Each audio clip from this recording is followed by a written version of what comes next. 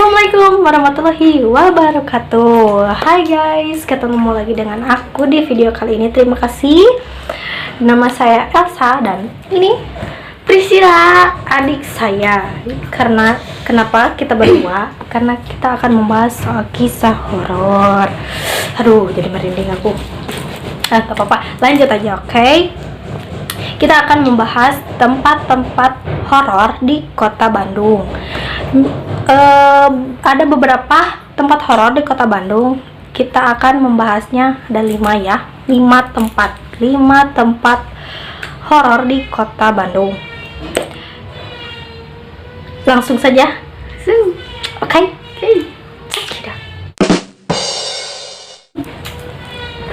Nah, kali ini kita akan membahas satu persatu ya, 5 tempat horor di kota Bandung. Yang pertama adalah Bandung Medical Center. Ada yang tahu Bandung Medical Center di mana tempatnya? Saya akan ceritakan ya. Buat yang malas membaca, saya akan bacakan buat kalian dan menceritakannya. Oke, deh. Oke. Sip. Kita membacakannya bergantian ya. Kan ada 5 tempat horor ya di kota Bandung. Jadi sebagian saya akan menceritakannya, sebagian lagi oleh adik saya diceritakannya. Oke, siap? Oke, sip. Bandung Medical Center. Bandung Medical Center ini adalah bekas rumah sakit peninggalan Belanda yang terletak di kota Bandung. Kota Bandung ini menjadi center dengan berbagai kisah mistisnya. Dulunya bangunan tersebut adalah milik rumah sakit Sartika Asi. Namun pada tahun 1995, rumah sakit Sartika Asi dipindahkan ke Jalan Muhammad Toha, Ciseure atau Regol Kota. Nah, terus pada tahun 2000, gedung rumah sakit Sartika Asih diteruskan oleh Bandung Medical Center (BMC). BMC sempat direnovasi, namun terhenti setelah sang pemilik meninggal dunia dan tidak ada kejelasan mengenai kelanjutan proyek tersebut. Itu guys. Akibatnya BMC terbengkalai sampai saat ini dan banyak mendatangkan kisah-kisah mistis gitu ya di Bandung Medical Center tersebut. Dan isu-isu mistis tersebut ramai bermunculan. Menurut pengakuan penjaga BMC ini, ya kerap kali melihat sosok-sosok makhluk tak kasat mata guys. Gue jadi merinding nih. Lanjut. Tak heran jika BMC pernah dijadikan tempat beruji nyali. Dari salah satu acara stasiun televisi swasta. Sejak saat itu BMC diburu para pecinta horor atau mereka yang sedang berkunjung hanya karena penasaran dengan tempat menyeramkan ini guys.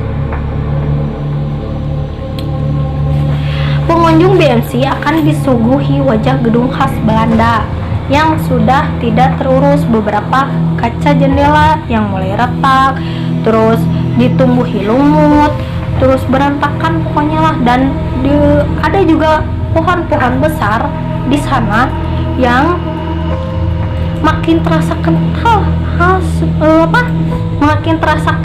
gitu. Hawa mistisnya itu benar-benar terasa merinding. Aura mistis makin terasa kental. Heta pokoknya malah. Bahkan kata si penjaga BMC tersebut pernah mengalaminya saat sedang berjaga malam hari Senin. Tubuh saya terasa berat, seperti ada yang mendorong masuk ke dalam. Tuh, ucap penjaga gedung BMC. Kita lanjut lagi. Seperti rumah sakit pada umumnya, Gedung ini memiliki lobi dan ruang tunggu di sekitar lorong-lorong tersebut. Memang tidak terlalu menyeramkan, tetapi karena sudah tidak terawat, tempat ini menjadi sangat kotor, terutama kondisi lantainya. Selain kotor, sarang laba-laba juga memenuhi antero ruangan, semakin menggambarkan BMC memang sudah lama tidak terpakai. Karena ketika berjalan di sekitar lorong, pengunjung akan melihat cermin tua, kusam, dan di kanan kirinya terdapat ruangan yang sangat gelap. Kebayang gak tuh? Bener nggak? Coba saja kau uji nyali di sana. Siapa tahu ada amit-amit. Jangan sampai ya. Lanjut lagi. Ada beberapa tempat yang menjadi pusat kegiatan spiritual, yaitu kamar mayat dan kamar bayi. Di ruangan itulah makhluk halus kerap menampakkan wujudnya. Pengunjung pun dianjurkan untuk tidak memasuki kedua ruangan tersebut karena banyak terjadi kerasukan. Menurut pengakuan salah satu pengunjung, ia pernah merasakan kakinya seperti ditarik atau dipegang oleh sosok bayi yang berteriak memanggil ibu, ibu, ibu, ibu. Tah sih gitu cenanya. Aduh, jadi merinding kieu teh keur malam Jumat teh, ya Allah. Astagfirullahaladzim. Di depan kamar bayi terdapat sebuah ruangan khusus yang biasanya dijadikan tempat uji nyali. Untuk memasuki ruangan uji nyali, pastikan jumlah orang harus ganjil. Siapa tuh yang mau uji nyali? Harus ganjil tuh. Boleh genap. Gak boleh genap.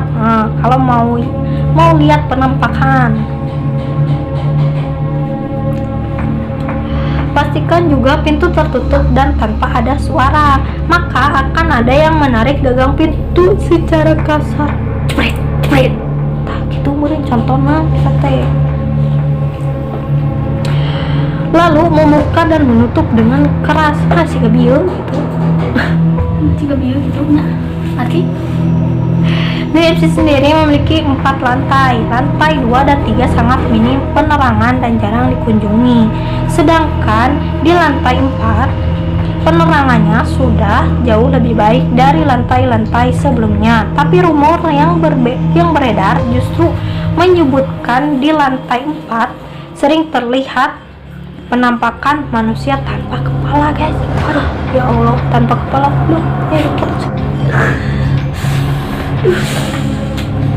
Sayangnya ini BMC tidak lagi dibuka untuk umum dan tidak sembarang orang diizinkan masuk. Ya, sayang sekali ya. BMC tengah direnovasi dan rencananya akan diaktifkan kembali. Menurut informasi yang didapatkan, pekerja renovasi BMC sudah berlangsung selama kurang lebih 1,5 tahun. Kondisi BMC sudah mengalami banyak perubahan, khusus di bagian depan. Namun, gandalannya belum banyak mengalami perubahan diharapkan setelah renovasi. BMC dapat kembali beroperasi. Mengenai mitos-mitos yang ada, sudah sepatutnya kita kembalikan kepada kepercayaan kita masing-masing ya guys. Dan bagaimana menurut kamu di sana tentang cerita BMC ini atau Bandung Center Medical? Tolong komen di bawah ya. Oke. Next. Jadi yang kedua itu saya yang akan bercerita, guys. Ini tuh tentang cerita seram gua Belanda dan gua Jepang. Bagi pemerhati cerita horor lokal, misteri hantu lada di gua Jepang mungkin akrab di telinga. Untuk para pengunjung gua Jepang, salah satu larangan yang paling pantang dilarang adalah menyebutkan kata lada. Apabila kata tersebut akan memicu berbagai macam gangguan gaib seperti penampakan makhluk halus yang dapat menyakiti fisik para pengunjung. Dalam bahasa yang digunakan masyarakat Bandung, yaitu bahasa Sunda. Kata lada berarti pedas. Namun, bukan itu alasan mengapa kita dilarang menyebutkan kata lada di gua Jepang. Konon, kata lada berasal dari leluhur setempat yang dihormati masyarakat, yaitu Eyang Lada Wisesa. Mengucapkan kata lada dengan seenaknya dianggap tindakan yang tidak sopan dan melanggar hukum sakral setempat. Beberapa orang yang pernah beruji nyali di tempat ini sudah banyak yang mencoba mengutarakan kata terlarang itu. Percaya atau tidak, kebanyakan dari mereka langsung diganggu makhluk halus, yang tidak sedikit juga kesurupan dan bertingkah geram. Guys, oke, lanjut. Cerita seram berikutnya datang dari kedua tempat lokasi mistis ini adalah tangisan wanita misterius gua Belanda. Gua Belanda dibangun di tengah-tengah hutan IRH Juanda, dikelilingi oleh banyak pohon sehingga lebih gelap dan dingin. Lu ngomong ya Haji Juan yang bener. Maaf ya. Oke guys, lanjut. Belum lagi minimnya ventilasi di dalam gua ini yang membuat keadaannya semakin Membuat para pengunjung tidak berani berlama-lama di tempat tersebut. Gitu. Tapi bukan itu saja loh. Apa? Yang orang-orang ogah masuk ke dalam gua gelap ini serem banget. Terus kayak kalau misalnya kita kayak kepo gitu, terus nyatain kata lada sampai 3 kali itu, terus ada kayak yang pusing kayak gitu, terus ada gangguan mistis. Nah, jadi mereka itu nggak mampu buat diem lama-lama di situ, guys. Nah, lanjut. Namun juga kisah tangisan seorang wanita misterius selalu terdengar apabila situasi sedang hening dan sepi. Suara coba silakan datang ke sana ya. bisa datang dari 2 arah, tergantung di mana letak para pengunjung. Kabarnya, apabila para pengunjung sedang ada di dalam gua, suara tangisan akan terdengar dari luar. Tapi, jika para pengunjung sedang ada di luar, suara tangisan itu berada di dalam. Kebalikannya, guys. Nah, belum ada yang bisa memastikan sejarah di balik cerita ini. Nah, akan tetapi rumor yang bertebangan di kuping satu ke kuping lainnya. Belum ada yang bisa memastikan sejarah di balik cerita ini. Akan tetapi rumor yang berterbangan dari kuping menyatakan bahwa tangisan tersebut datang dari seorang wanita yang meninggal akibat diperkosa oleh komponi Belanda. Nah, guys, jika kalian tahu tentang gua Belanda atau gua Jepang, komen di bawah. Next, Ke tempat yang keempat, yaitu Museum Pos Indonesia yang berada di Bandung. Nah, museum ini berada di Jalan Cilaki, Kota Bandung, merupakan salah satu peninggalan bersejarah dari kolonial Belanda. Museum ini dirancang oleh J. Berger dan Leeds Geboudins. Itu dialah pokoknya. Dan dibangun pada tahun 1933. wow, udah lama banget ya. Bangunan ini telah ikut melewati berbagai pergantian pemerintah dari Hindia Belanda, Jepang, juga masa kemerdekaan. Sayangnya, selama itu pula barang-barang di dalam pos ini tidak terurus. Akhirnya pada September 1983, bangunan ini diresmikan sebagai museum pos, dan pada tahun 1995 berganti nama menjadi Museum Pos Indonesia. Singkat cerita tentang sejarah pos Museum Indonesia ini, rupanya museum ini disebut sebagai salah satu tempat angker di Bandung.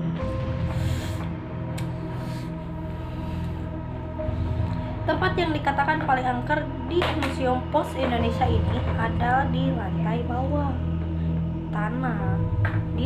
bawah tanah yang menyimpan banyak patung.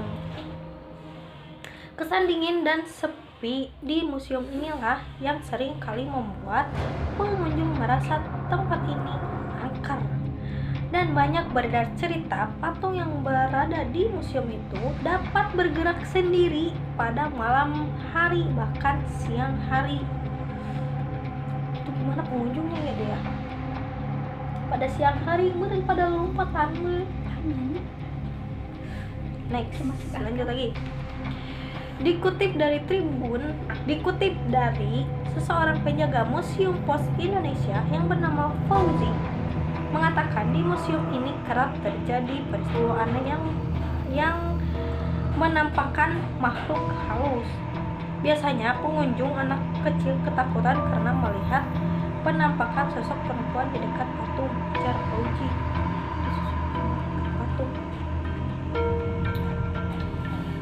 Tidak hanya di dekat patung, di pintu masuk museum terkadang ada sosok seorang pria yang sedang duduk. Jadi gini kayak sebagai ini loh, penyambutan. Hey, penyambutan. Kalau lu masuk ke sini, disambut tuh sama seseorang yang lagi. Lanjut lagi.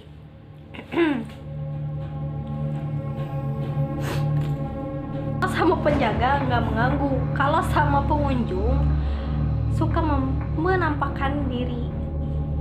Bangunan tua ini memang menyimpan banyak misteri. Meski gedung sudah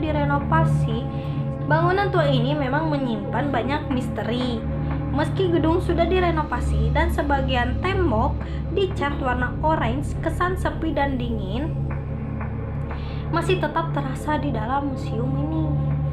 Nah, bagi Anda yang mau uji nyali, di tempat ini cocok sekali buat beruji nyali. Apakah ada yang sudah berkunjung ke tempat Museum Pos Indonesia ini di Bandung? Tolong komen di bawah ya, bagaimana menurut kamu? Next lagi. Nah, yang kelima, yang terakhir, ini ada patung Pastor Febrak di Bandung. Merupakan pastor Belanda yang bertugas di Aceh pada tahun 1870-an dan beberapa daerah lain. Setelah pensiun, Febrak tinggal di Magelang pada tahun 1918. Febrak dinyatakan meninggal. Sebuah lembaga menggalang dana untuk mendirikan patung Pastor Febrak pada tanggal 27 Januari 1992 di Taman Maluku yang saat itu bernama Paradisi Insol Paradisus Terrestis. Itulah pokoknya. Patung ini dirancang di Belanda oleh seniman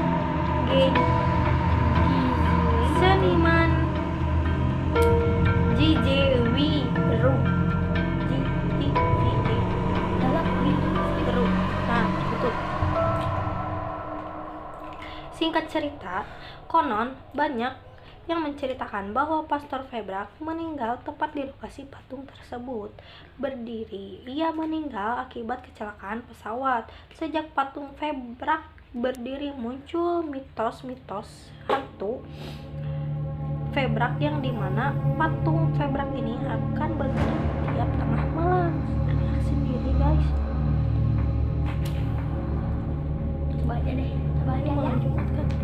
Aduh, cerita seram-seram. Adapun beberapa orang mengatakan saat melintas di Taman Maluku, patung ini dapat menggerakkan matanya dan melihat si pejalan kaki atau si pengendara dengan sorot mata yang tajam hingga membuat orang tersebut berlari terjatuh ke tepian jalan. Tidak sedikit orang yang menganggap bahwa patung ini merupakan patung yang paling menyeramkan. Patung yang memiliki tinggi sekitar 4 meter berwarna hitam sambil memegang sebuah buku dengan mengenakan busana pastor disebut kerap dapat berpindah-pindah tempat. Dari tempat satu ke tempat Matanya juga menyoroti orang yang berada di dekatnya. Kayak gitu. Namun ada juga yang beranggapan bahwa patung pastor sering berpindah posisi dikarenakan ulah dari makhluk gaib lainnya yang memanipulasi penglihatan manusia. Ada juga yang mengatakan bahwa ini merupakan efek cahaya, di mana hal ini terjadi akibat kesalahan mata menangkap patung yang dilihat saat gelapnya malam. Karena patung ini terdiri dari satu warna, jadi manusia sulit membedakan bagian wajah patung tersebut. Nah, itu sekian dari penjelasan tentang patung pastor Febrak tersebut. Bagaimana menurut kalian dengan kisah mistis cerita ini? Yang di bawahnya komen. Oke, sekian itu video dari aku. Semoga bermanfaat. Itu dia pembahasan tentang tempat-tempat terangker atau horor di Bandung. Tolong jangan lupa kalau Anda suka dengan video ini, tolong like, comment, and subscribe. Jangan lupa share ke teman-teman. Dan kalau ada saran-saran atau request buat kita ceritakan kisah-kisah horor atau killer-killernya yang lain, komen di bawah ya guys, buat kita ceritakan di video selanjutnya. Dadah, terima kasih. Assalamualaikum warahmatullahi wabarakatuh.